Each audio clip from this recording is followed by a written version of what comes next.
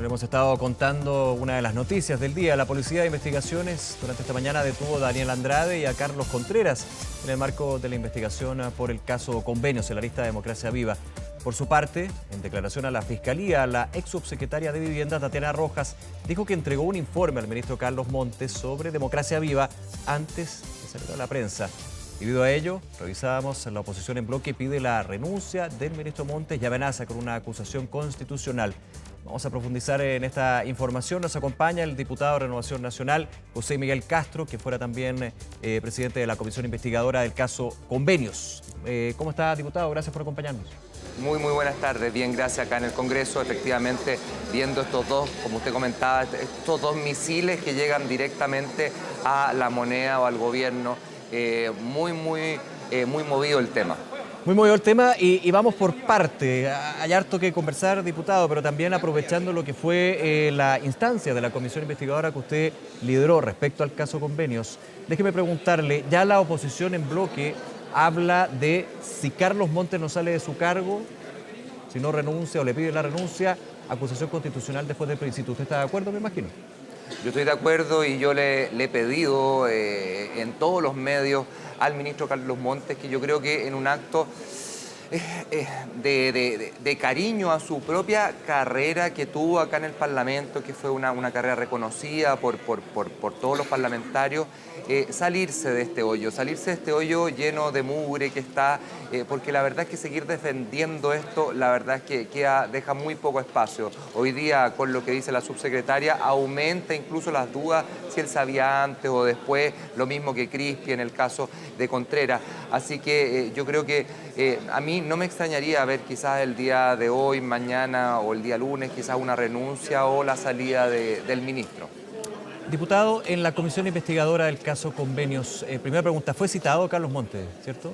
Sí, efectivamente fue citado y él estuvo ahí y estuvo, eso sí, tuvo la mayoría de la sesión, la pidió que fuera de forma secreta porque nos entregó algunas informaciones que en ese momento no eran de carácter público. Así que nosotros las escuchamos, pero eso, independiente de eso, nosotros siempre hemos dicho que él efectivamente tuvo una responsabilidad política muy importante. Y perdón que lo interrumpa, me imagino que se le preguntó si él había sabido la situación de Democracia Viva. ¿Se le preguntó y qué contestó en su caso? Efectivamente, se le preguntó y se le preguntó también en los distintos medios y él siempre ha dicho, yo me enteré por la prensa, el día que explota esto es cuando yo me entero. Y hoy día lo que dice la ex subsecretaria que salió porque sabía 2 meses antes, según en los trascendidos de la información que le entrega al Ministerio Público, es que ella le entregó esta información. Entonces aquí nos pasa exactamente lo mismo que nos pasó con Crispi. O sea, aquí alguien está mintiendo. Cuando nos dice Crispi, yo me enteré por un rumor, y después Carlos Contreras, seremi del MIMBU, dice, yo le informé esto a la moneda, bueno, alguien está mintiendo. Cuando a mí el ministro, que yo quiero creerle de verdad, nos dice a nosotros, yo me enteré por la prensa, pero nos dice una ex subsecretaria y frente al Ministerio Público que le entregó un informe detallado de esto, de lo que le entregaban a ellos los funcionarios del MIMBU de Antofagasta. La verdad es que efectivamente cuesta creer en las distintas versiones y hoy en día yo creo que es el momento, como le decía yo anteriormente, que yo creo que lo más lógico en términos políticos es dar un paso al costado y que las personas empiecen a responderle al Ministerio Público para que de esa forma la ciudadanía, que es lo más importante, vuelva a tener confianza en que hemos limpiado, hemos reseteado el sistema.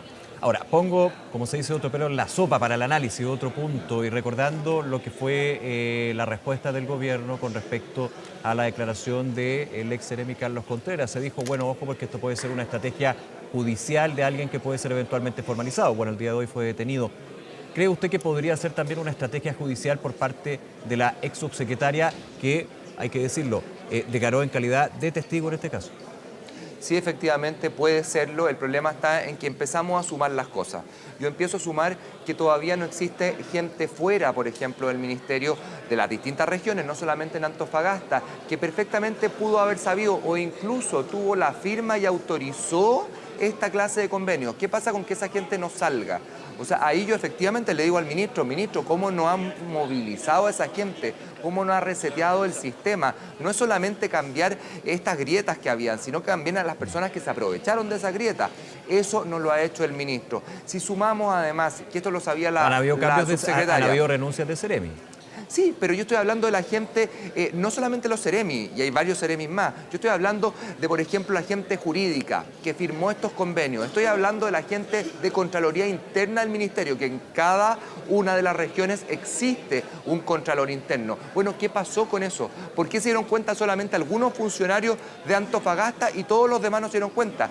¿Qué pasó con esos funcionarios de Antofagasta, de Jurídica, por ejemplo, que firmaron estas cosas y están simplemente mirando y no pasa nada con los distintos procesos dentro del ministerio? ¿Por qué no se ha apurado eso? ¿Por qué no ha salido a la luz?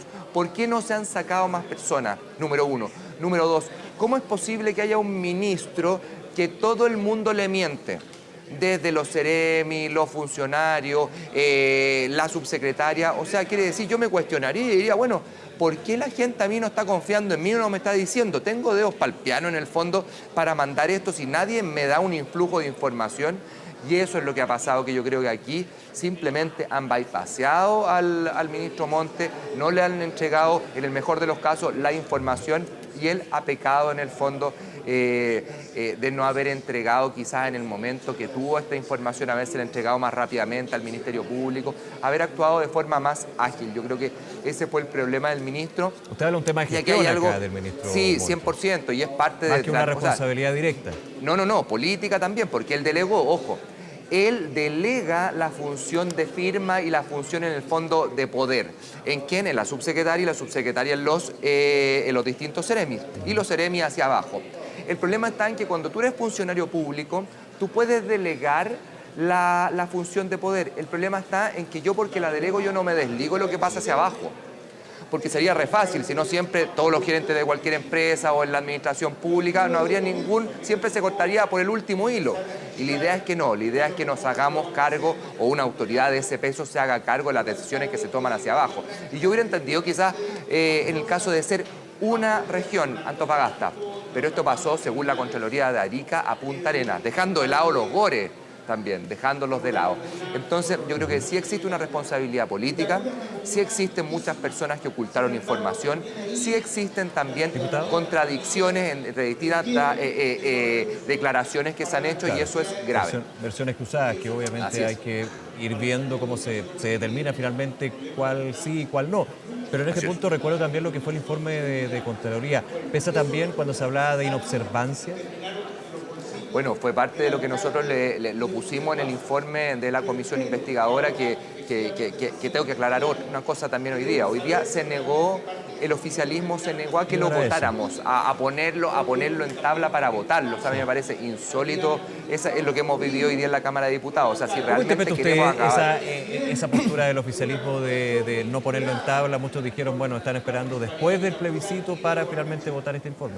¿Es así? Nosotros le hemos pedido hace mucho tiempo que esto se ponga en tabla lo antes posible. Esto llegó el día lunes o martes y nosotros tuvimos mucho tiempo redactado anteriormente el informe. Yo creo que esto es simplemente una jugada de no anticiparse para no tener que votar en contra de algo que todos los chilenos sabemos que existió, que es corrupción. Y hoy día el Ministerio Público también lo dice con nombre y apellido, con 2 personas llevándolas detenidas incluso, alegando por delitos como la corrupción, como la transferencia de poderes, como distintos delitos sumamente graves, y por lo tanto yo creo que es una mala señal que se le da a la ciudadanía si nosotros no queremos votar un informe que pone los puntos sobre las IE y dice también quiénes son los responsables y en qué medida en cada uno de los estamentos que han sido violados por estas personas. ¿Cómo analiza usted, diputado José Miguel Castro, durante la mañana la detención del ex Ceremi Carlos Contreras y del fundador de Democracia Viva, Daniel Andrade? Y se lo pregunto desde lo que ha sido la actualización de la información, las defensas de ambos en términos de que uno puede encontrar un mínimo como un múltiplo, de que se consideran sorprendidos por la definición de la Fiscalía del Ministerio Público de detenerlos cuando se había entregado toda la información posible y se estaba dispuesto a declarar cuando fueran citados. De hecho, en el caso de Carlos Contreras, decía su abogado, estaba citado para el próximo martes. Entiendo que Daniel Andrade no había sido citado aún.